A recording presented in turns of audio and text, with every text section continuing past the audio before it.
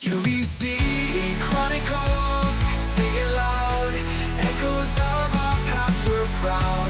From the heart of Bangalore to the world we soar. Hello everyone, welcome to another episode of UVCE Chronicles. I am Sohan Ayappa from final year UVCE and today we have a very special guest for architecture students. So today's guest is Roopa Roy ma'am, alumnus of 2002 batch of architecture. So Roopa Roy ma'am has an incredible journey. After graduating from architecture, she has started her own firm and is the CEO, principal architect and founder of Sthapati Kalp. And today we will discuss her journey from the classrooms of UVC all the way to building her own firm and having a very inspiring career in the field of entrepreneurship and architecture. So let's get on with it. Rupa ma'am, we're very proud to have you here. Welcome to UVC Chronicles. So please introduce yourself to our viewers.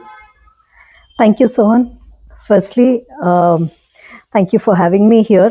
It's a privilege and an honor to be an alumni of UVC and to be part of this podcast. In whichever way it helps our future students, it helps the college. Definitely a privilege, and I'm honored to be here on this. So I'm architect Roopa Roy, and 1997 batch of UVC, passed out in 2002. Post my graduation, I started off on my own, and it's about 25 years this year that we've been on this entrepreneurial journey.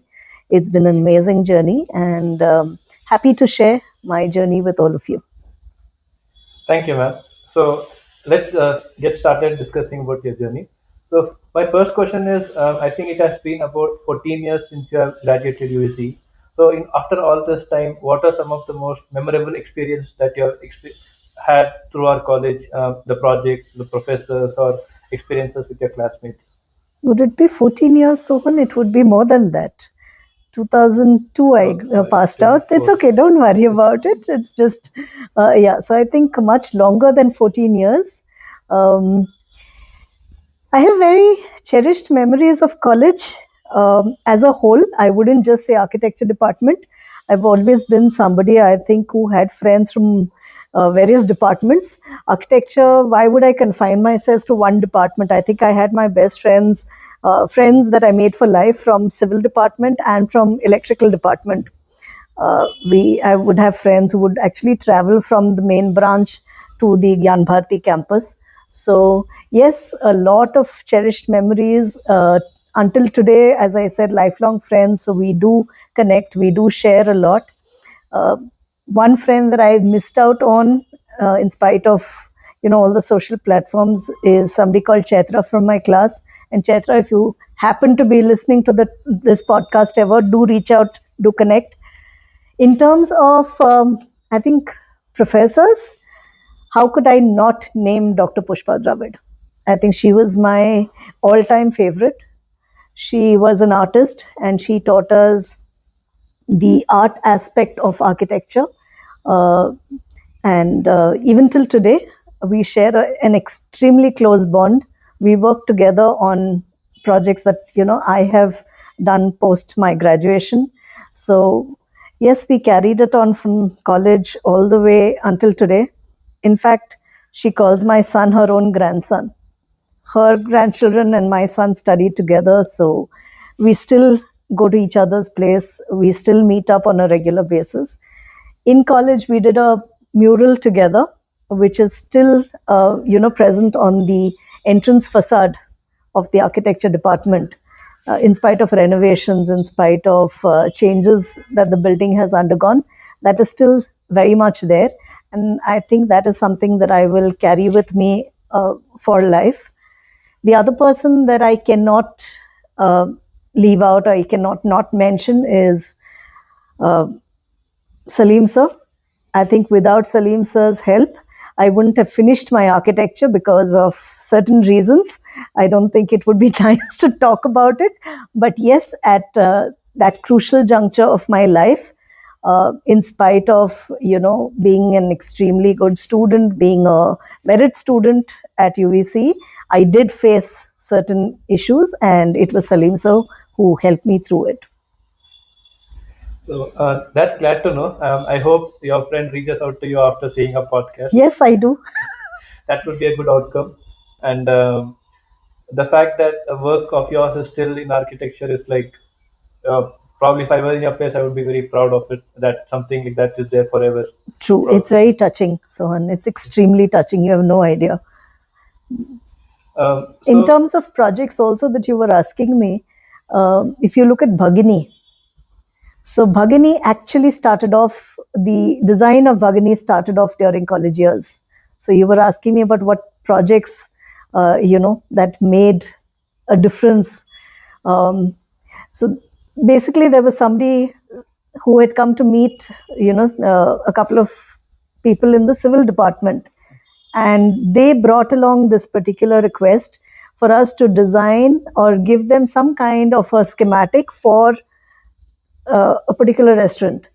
So a bunch of us had actually, we were all friends. We used to travel by the same route, the bus route.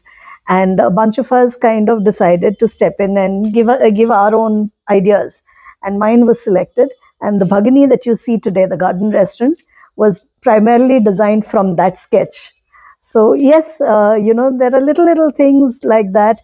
There was also another thing which I think I should take the opportunity to mention. Apart from just college friends, as I said, it wasn't just about the different departments. I had friends from other campuses or from other walks of life also, who would visit the campus, because that's where that was my second home, right? I used to be there most of the time. So I've spent quite a bit of time meeting people, interacting with people, getting to know certain people. And the very famous Incredible India campaign today is an outcome of one of those friendships of mine. In the sense, we've designed the office for that campaign, the Incredible India campaign, which is a global campaign, and the design for that uh, primarily comes from an association that I had during my college years. So nothing gets confined to just one classroom. That's what I'm trying to tell you. that's I think a very much needed mentality that we need to have right now in our students. Absolutely. If I were you, every time I pass by Bagni, I would tell everyone around me that behind it. So the next question is, so what drew you to architecture? What was in that field that captured your interest?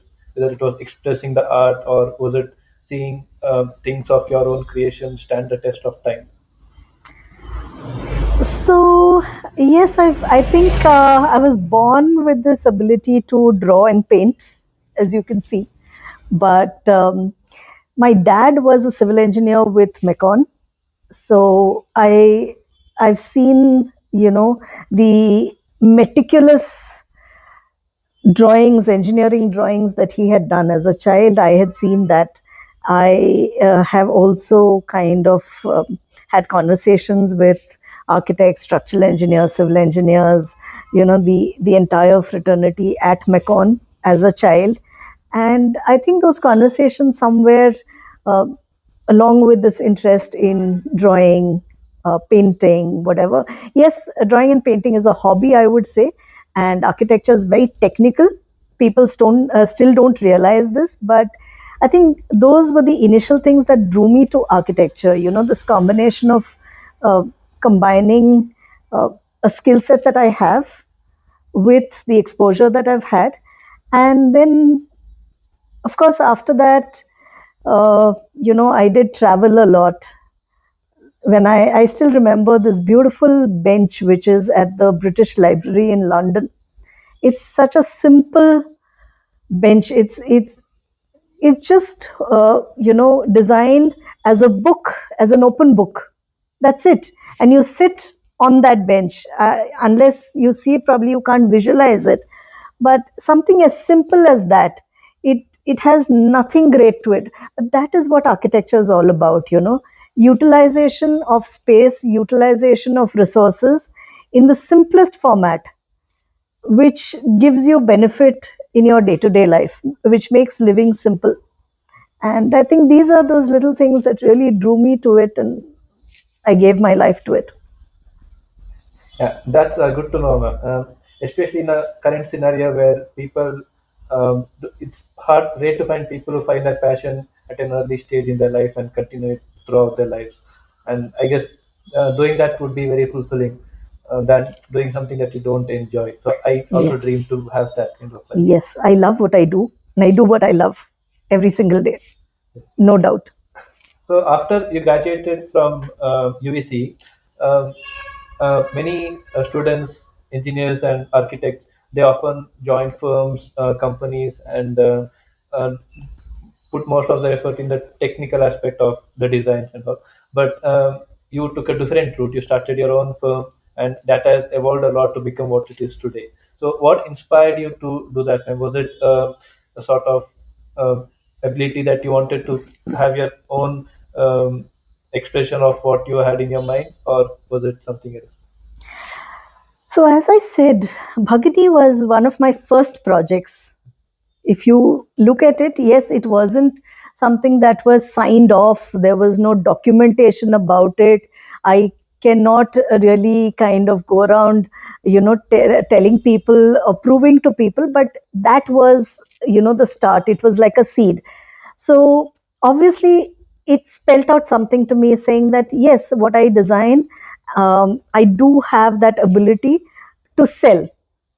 And I think that is very, very important in a creative line, or a creative field of work, a creative career. We often tend to forget that at the end of the day you need to make your money out of it, right? So it's always about creativity. We get drawn to creativity, but that creativity, if you're taking it up as your career, you need to be able to sustain with that particular career choice, right?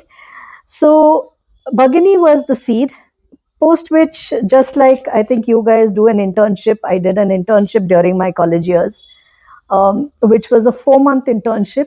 At the end of it, the last day, I still remember, the architect that I worked with, he said, Rupa, I'd love to have you continue, but budgets do not allow me to continue. So, my dad also would always tell me when I decided to do architecture, he would always say, architecture firms are very small, the pay isn't great, until and unless, of course, it's a global firm. So I did have my experience with uh, the paychecks. I did have my experience even after I graduated. I did work for some time with a couple of firms. But I think working with a firm wasn't what I was looking forward to. I was looking forward to setting up on my own. I was very clear in my head. And I think that's where I poured all my energy, rather than working for somebody. I wanted to do meaningful work, work that stood out, that surpassed time, I would say.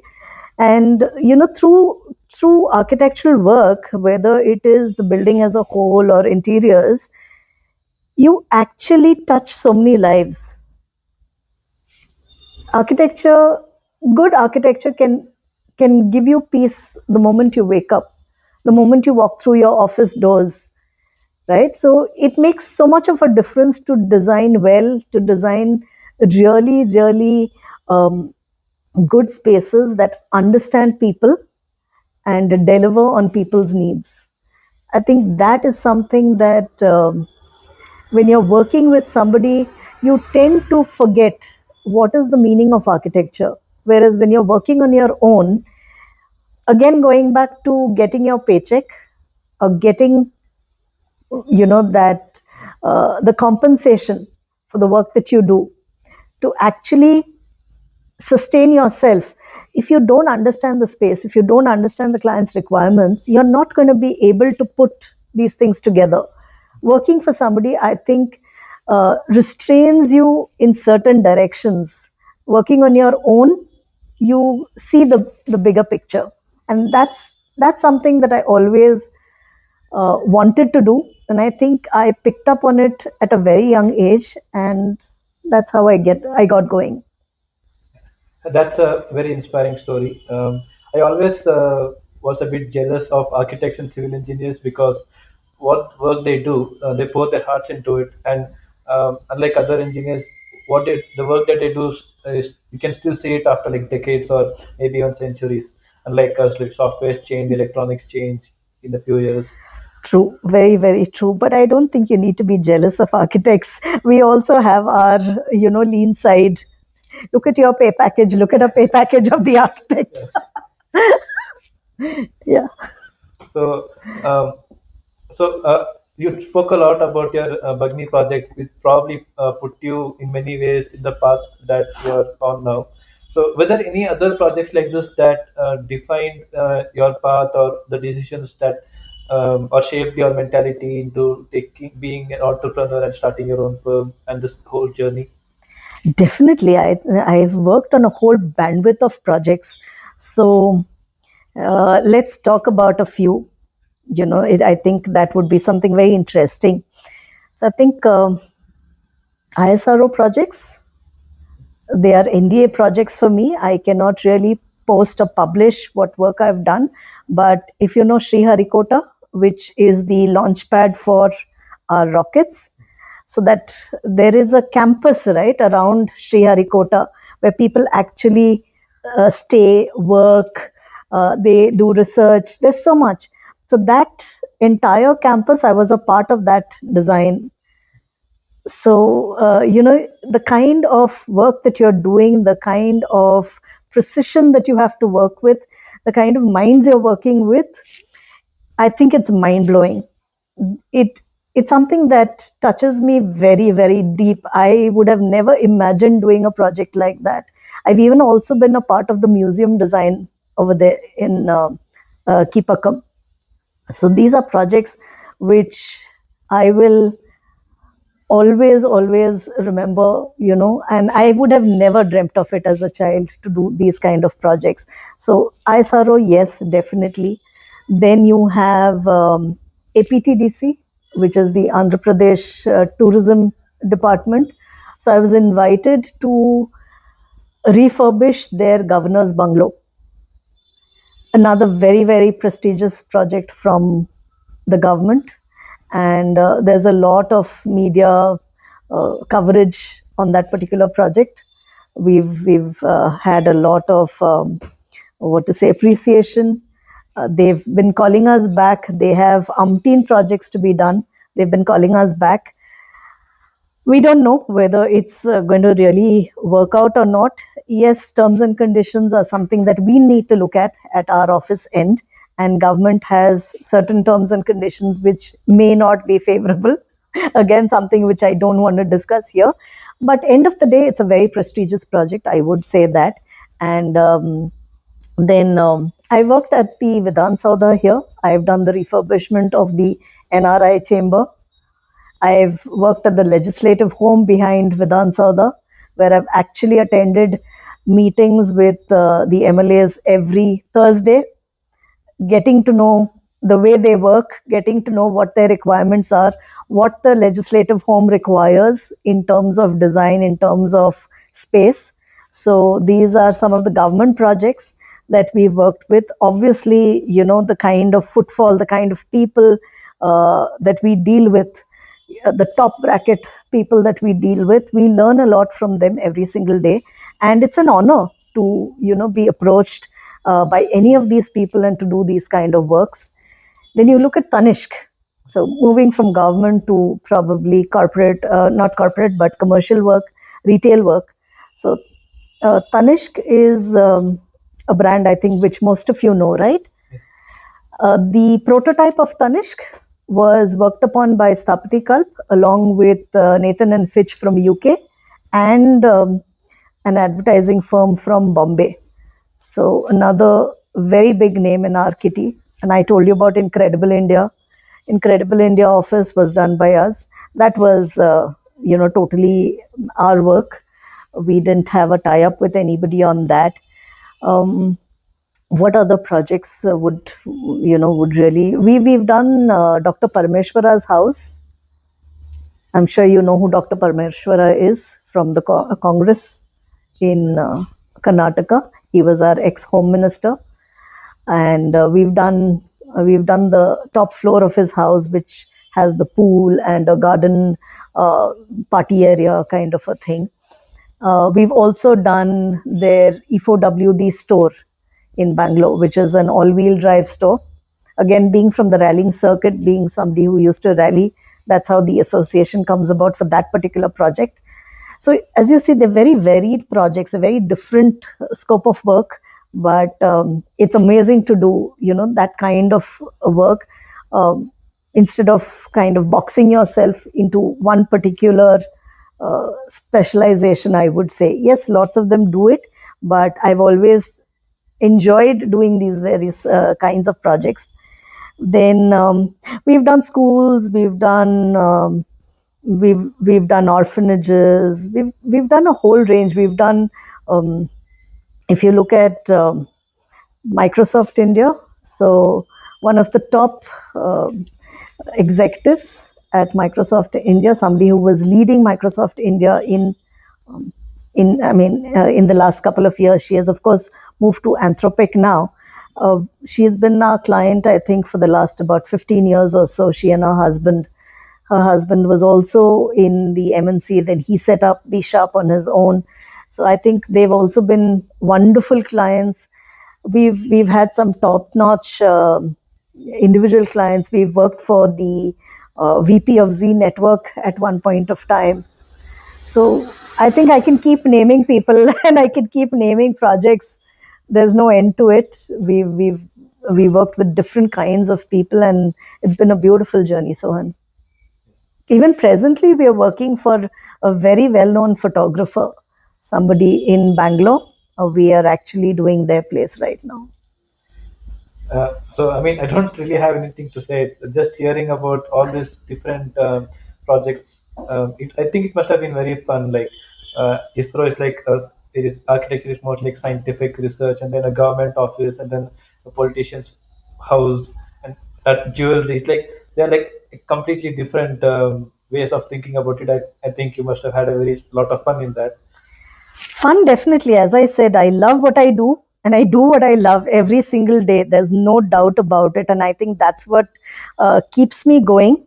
But I think there is another part of Sthapati Kalp which we don't really talk much about, and that is the we have a particular wing that actually keeps tab of projects where we do refurbishment.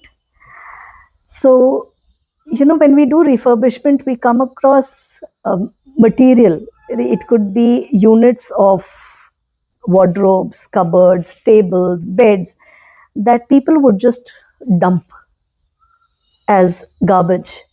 So instead of actually adding to the garbage problem, what we do is we take them out very carefully.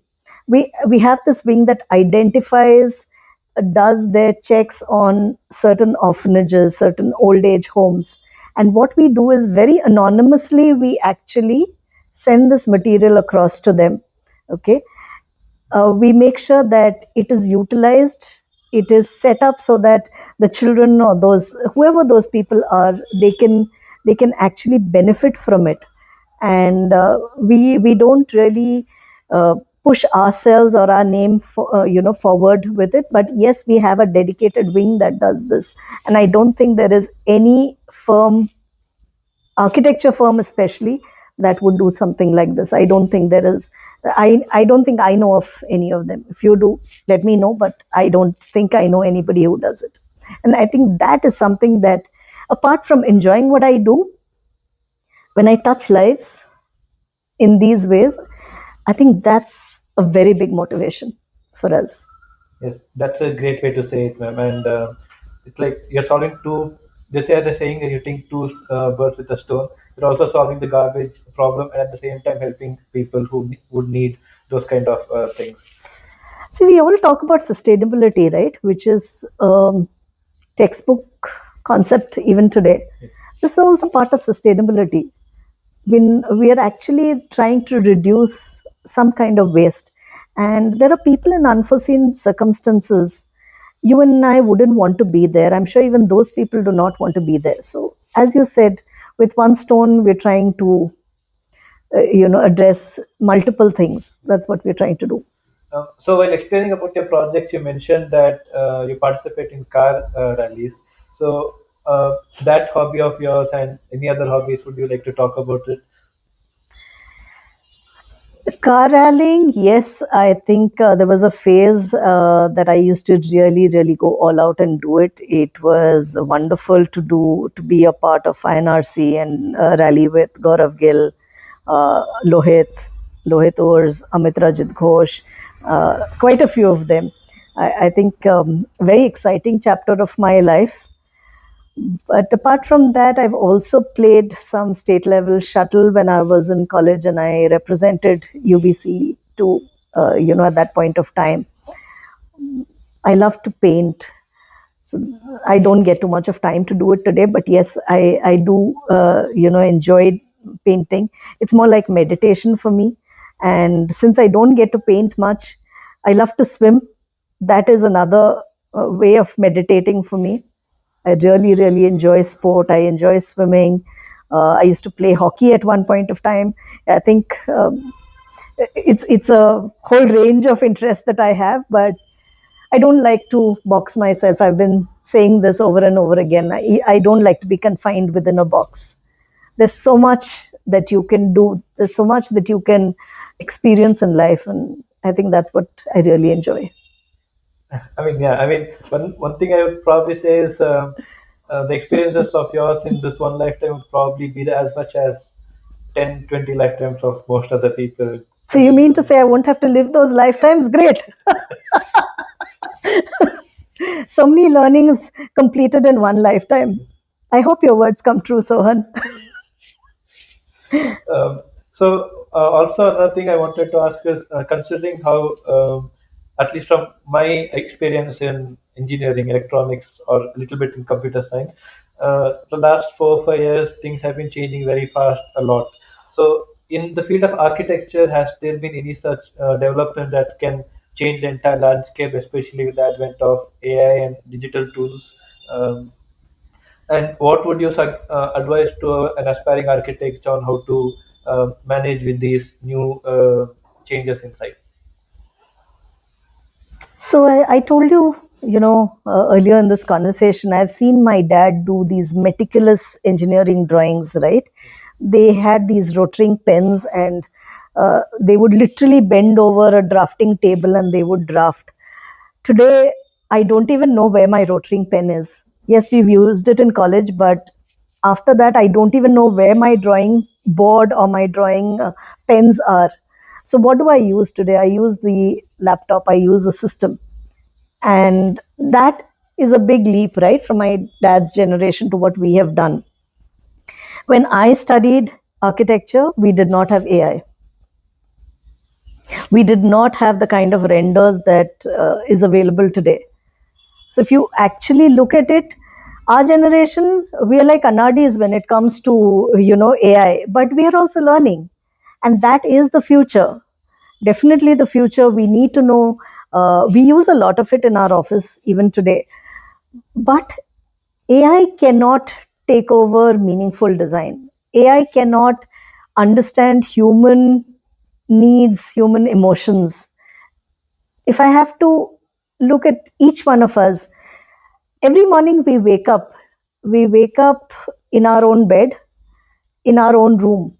If that room isn't to your taste, isn't to your liking, the bed isn't comfortable, would you have a restful sleep? Would you be recharged for the next morning? You wouldn't be, right? And even the room that you wake up in, if it wasn't aligned to your requirements, to your kind of taste, you wouldn't want to be waking up to that room. So anthropometry becomes extremely important, which is basic human dimensions. Why is it important? Because of the kind of space that you need to kind of maneuver around your own room. Since we're talking about a room that we wake up to, but from that room, there's so much that you do through the day. So everywhere, understanding design, understanding measurements, understanding people's minds in terms of needs, in terms of requirements, in terms of emotions, AI cannot understand emotions. It can probably understand everything else. So, as an architect, that human touch, that human connect is something that AI probably still cannot take away from any of us.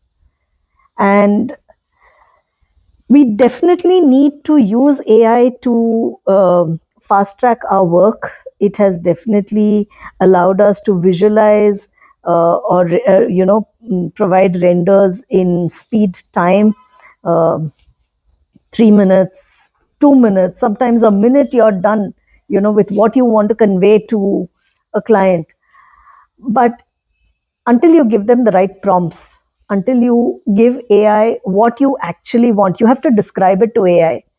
And that understanding is what I'm talking about. So, yes, AI, great. You need to know AI, you need to understand new technology, developing technology to make your work easier.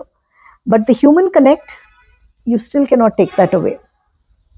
AI is a tool that supports human connect that we have to really understand and work around. So, short way of putting it, architects are safe.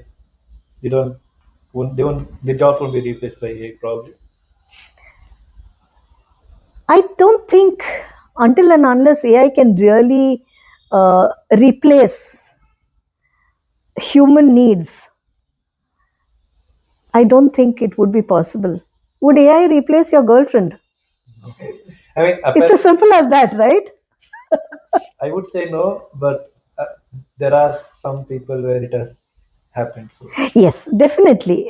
So, if you ask me now, see, if you're working at a firm, and as we discussed, if you're only looking at the technical aspect of it, somebody who is not conversant with AI, okay, and wants to keep rendering manually or using old tools, obviously the kind of time that that person is going to take, the firm is not going to want to keep you, right? They're going to look at somebody who can replace you, who's going to be able to use AI and do it much quicker.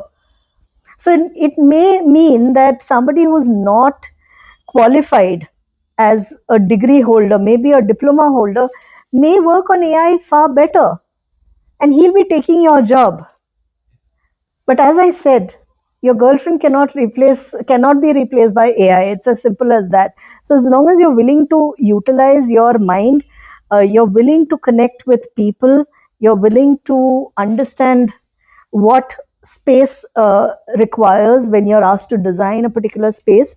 If you can correlate human needs with space requirement, if you can do that in your mind, okay, I think AI is a tool that's going to benefit you rather than taking away your job or your credibility and your skill set. yes. I think that's a good insight. I think a lot of our viewers, especially architect students, would benefit from it. Question is, so you have been mentioned a while ago that you were also been associated with our UVC in the past 3 years as guest faculty. So, considering the environment that current architect students face, and how their constraints, the limitations are, what would you advise them to do in that environment? I don't know if I should be talking about the environment, but what I would say is that students who come to UVC, they are students who definitely have capabilities.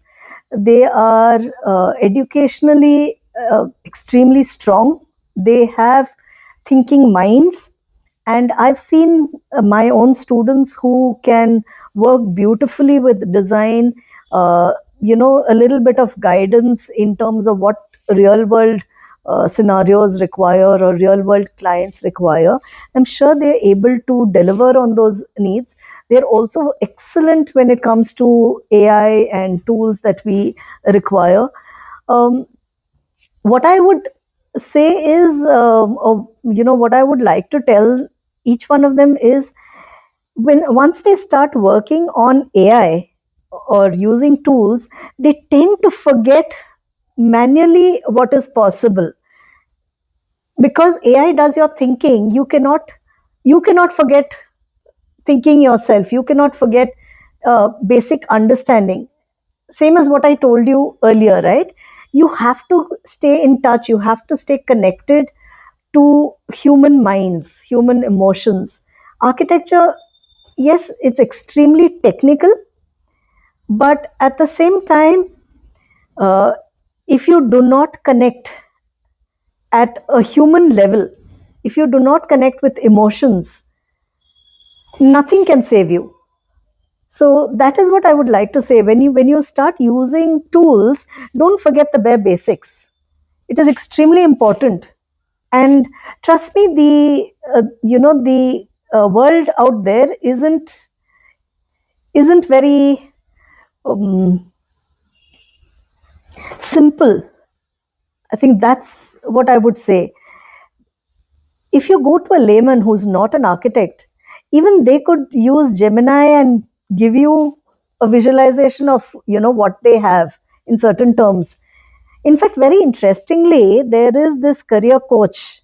I wouldn't want to name him because he's not probably worth being named, but very recently he's developed some output on AI, and he's actually uploaded something on social media which says students who are taking up architecture, I don't know if, what future you have. I don't know if, what you want to do studying architecture, because AI is going to take over your job. Can AI take over your safety? A building that you live in, a building that you work in, you don't you architecture is in when you start designing, it's very intangible, and it's difficult to sell something that is intangible. Something that is tangible is easy to sell. Now, when we design, we're also looking at the structural aspect of it. We may not design the structural steel, but we definitely have to consider these safety factors. There are so many bylaws, there are rules and regulations for fire, for calamities, for probably any uh, unforeseen circumstances, like say somebody falling sick, you need an ambulance to come through. All this happens even before the project is actually tangible, before you can touch brick, cement, right? To feel it, to feel textures that you have on your walls. All this thinking goes into a project at the designing phase. So somebody was talking about architecture not having a future. I don't know where this comes from. So yes, as architects, there's a lot of myth, and I think that would be something very nice to talk about. But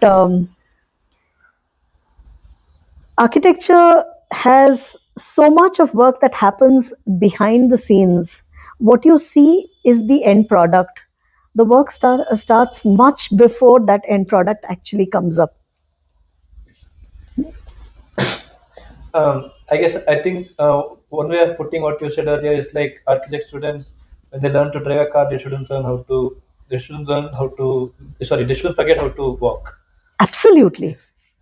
And also, yeah, many times when I try to design anything, I don't really have a good sense of what looks good. It's like something that I have to put a lot of thought into it. I don't naturally design things that look good. And then at that time I realized, like, it's so hard because in some ways you need to understand the people more than they understand themselves, because it's something that's so abstract and so specific to an individual, that you need to put a lot of thought into it. I always wondered, how do architects manage that? Because it's doing like a poster is something else than designing an entire building or a house, where it's not like in electronics. Specifically, they say you have to give this, you have to give that. It's very abstract, and somehow you have to make them like it. So I think that's a talent on its own to understand that perspective. See, I wouldn't really compare an electronics design to architecture. Each one of them have their own skill sets. Okay, but as you said, you may know what you want, but putting that together using AI is very easy today. But is it actually workable? Is it feasible? Does it take care of safety? Does it take care of any for unforeseen circumstances? That is something that I'm sure you cannot gauge until and unless you actually study that subject in depth, right? For example, if you look at a basic kitchen, bare basics in a kitchen, you'll have your cooking stove, you'll have a sink, you'll have a platform to work with, you'll have probably a fridge, right? But how does that placement work? What is the best allocation of space within whatever you have? It could be a lavish kitchen, really huge, spacious. But would you want to keep going from one end to the other, actually reaching out for things, rinsing those things, chopping those things? Would you want to keep, exercising the whole day? When you look at a smaller space for a kitchen, very compact, how would you fit in everything into that compact space? Until and unless you know your basics, as you said, until and unless you know how to walk, you won't really know how to drive a car. It's as simple as that. Very, what to say, it's more of a metaphor, this particular statement, but that's exactly how it is. You need to have that skill set or that depth of knowledge in your particular line. I may not be able to do your work for sure, right? Similarly, you will not be able to do my work. And I respect what you do. I think everybody else should also respect what an architect does. Simple as that. But unfortunately, it doesn't happen. That's you know, it, the tag of an architect, people don't even, when you look at a doctor, you will address a doctor as doctor so and so. You will not address an architect as architect so and so. You always leave out that title, in spite of an architect actually studying for it, earning that title. You don't refer to an architect mostly as an architect so and so, but for a doctor you will do it. So why not give them uh, that credit for something that they have earned? Yes, I think we need to like start a petition for that soon. I think the best way to see how important architects are is maybe look at the buildings that were developed after World War II, particularly the brutalist architecture, things that were made because it was necessary and not because they had the time to express art in it. Maybe looking at that, people would realize how important are that the buildings we have surrounding. Right now, people put a lot of thought into making it feel good. See, architecture actually is an amalgamation of mathematics, uh, art, so humanities. So when I talk of humanities, understanding psychology is very, very important. So that's also a part of architecture. And it is an amalgamation with, as I said, math, humanities, and also social science, the geographical factors, the historical factors of a particular place. So as you're saying, you're talking about brutalist or brutalism in terms of architecture, right? Every period of architecture has been defined by or has been influenced by the social conditions. You cannot take away social conditions and have a design output. Even today, what you see across the globe, right? Um, there are these cancer centers called Maggie's Cancer Centers. Why would we need cancer centers today? We didn't need them earlier, right? That is the requirement for today. And when you're terminally ill, you cannot be kept within four enclosed walls all the time. You need nature. You need nature to be part of the built space. So all these requirements, if you go back and look at any of those centers that I'm talking about, they talk about how nature is incorporated into the built form, into the built space. It just doesn't come out of nowhere. It is a requirement. Again, going back to what is the patient's emotional status? What is their mental condition? What are the requirements that they have through a day? That is what actually kind of defines or determines the output in terms of architecture. So it's it's a whole lot of subjects that come together for us to give you an output in architecture.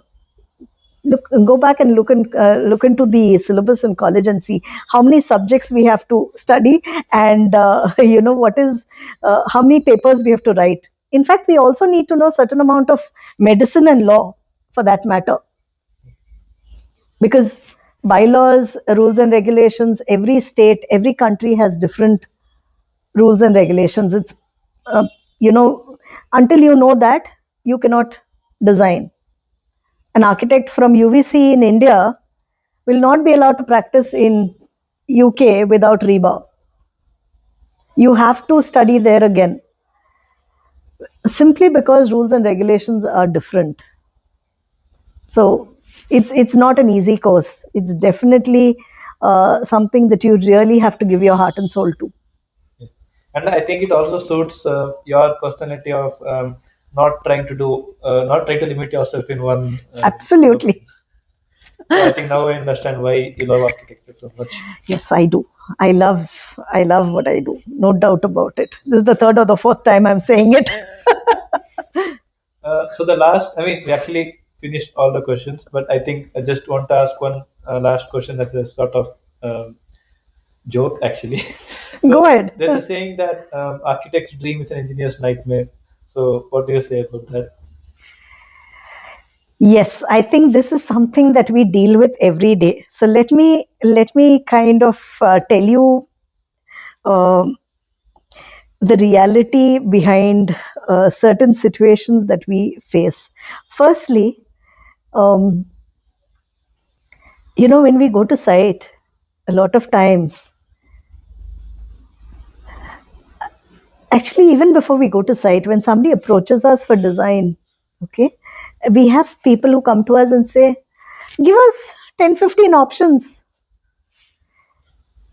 because for them, architecture is basically TP, time pass. Yeah, I'm not joking. Okay, so what happens is they think people who are architects are basically practicing architecture as a hobby. A lot of people, even today, consider this profession as TP for the architect. It is only, people who understand technicality, people who understand this as a science, who understand that this is not TP, but this is something extremely important, extremely technical in nature. You will be surprised to know I know somebody who is an IIT Kharagpur graduate, okay, and even somebody like him turned around and told me, "What would you understand of math?" When we are designing, every line that we draw is calculated based on the space requirement, right? When we design forms, it can be circular, it can be triangular. We have sites that come to us in various forms. I had a client who came to me with a triangular site for two houses. Okay, two houses to be designed on a triangular site. So obviously, I need to know math. If an IIT Kharagpur graduate can talk to me like this, saying, "Why would you need math?" then obviously it's a nightmare, right? To people, because they don't understand the subject. And when we go to site, I was talking about that. When we go to site, because a client does not understand the technicality of architecture and interiors, what happens is they very conveniently will turn around and ask the civil engineer, they will ask the mestri, the mason at site, whether something is possible or not possible. Now, when I make this statement, I'm not trying to safeguard everybody as an architect. Yes, I do know freshers who do not have the experience, who will learn, over a period of time. And I'm not putting down anybody here. What I'm saying is, even a fresher has put in 5 years of study, right? They have some bare basic knowledge which a layman does not have. So if you if you appoint an architect, if you decide to work with an architect, I think it is important that you understand what is an architect's scope of work. I have myself faced these problems earlier. I'm not going to say I haven't.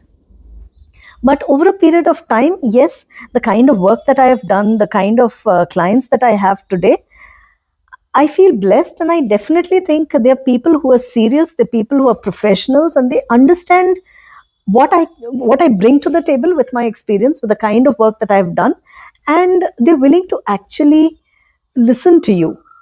The other thing also is, um, a lot of architects are women, right? So another nightmare, no, for people who are misogynist, chauvinist. Yes, Sohan, I can see that smile on your face, but it's a fact. Yes, yes. Yes or no? So um, we have to work around these. And again, I'm not going to leave out the men who are architects. Even they face this problem of being looked down upon as, it's TP. I've heard this also. They're not taken seriously. But it's all about experience. I think it's a field where you learn a lot. Being practically on site, it really makes a difference. More than theoretical knowledge, which definitely needs to be there, but practical knowledge is very, very important. And yes, you can definitely be a nightmare to these people who don't understand. So, do I answer your question? I mean, yeah. And I think particularly those misogynists, I think they better they have that kind of nightmares. To be honest, Better they? it's I think it's better that they get to confront that um, I don't know. Better, not better, I wouldn't be able to say, because I don't think any of us are out here to change anybody. That change has to come from within. And as I said, I think I'm blessed. I have worked with, as you know, the top scientists, probably the top directors at ISRO, at government institutions, various other institutions. Even my individual clients are top notch. So I think uh, when you're designing for people like that, a lot more maturity, a lot more understanding, a lot more professionalism is what I see. I'm not saying that the other side of the coin isn't there even at that level, but probably minuscule compared to the larger mass that we're talking about, who would love to advertise, while probably getting rentals or selling their property saying architect designed. But when initially they wanted the architect to design, they did not understand the profession. so, yeah, I think there is a lot of myths and misconceptions around architecture as a whole, Absolutely. and I hope that this podcast will help people get a better awareness of the domain. I think in myself, I feel probably about half an hour ago, I didn't have good understanding, but now I think I came out as a person with a lot of better understanding of architecture as a whole, as how it works. I hope that whatever that we've discussed today actually makes people think, relook at those myths. Definitely, even when we talk about myth related to architecture, the first thing that you'd hear people say is, "Oh, an architect will charge you exorbitantly." But would you prefer safety, or would you prefer to just build something which costs you something negligible in terms of the initial investment, and then live with a leaking roof, live with a roof that might fall on your head at any given point of time? I think I would really love it if to finish work and go and to a home that actually makes me feel happy when I enter the home. Absolutely. Even when you work, when you travel from home to office, okay, now we are all complaining about the traffic in Bangalore. We're complaining about potholes, the infrastructure. There's somebody who studied architecture and then done town planning. who who can actually help this entire situation, right? Not just your politicians. So, are they being engaged in the right way? Are they being given the bandwidth to put forward what they can do? And are they actually competent enough? The ones sitting in those positions, are they competent enough to tackle that situation? Very, very, very important, right? Yes. Yes or no? See, even when when I have done work, whether it's ISRO or any other project, if I wasn't competent enough, would they keep coming back to me? If I had not delivered on projects, I worked in Bangalore ISRO, I worked in Andhra, as I said, I worked in Dehradun, I worked in different locations with ISRO. As I told you, even individual clients, I have clients who've been with me for 25 years now, and they keep coming back. So if I wasn't delivering, they wouldn't keep coming back, right? Yes. So I think that sort of very long-term trust that they have in you probably proves that You need to earn it. yes, It doesn't come on a platter. And that is what freshers don't yes, understand. yes. So I guess it brings us to the end of our podcast of this episode. So first of all, it was very fun talking with you. So Thanks, Sohan. initially, when I wanted to do this, I thought it would be a bit more of architecture oriented, but I think this is something that everyone would enjoy listening to this episode.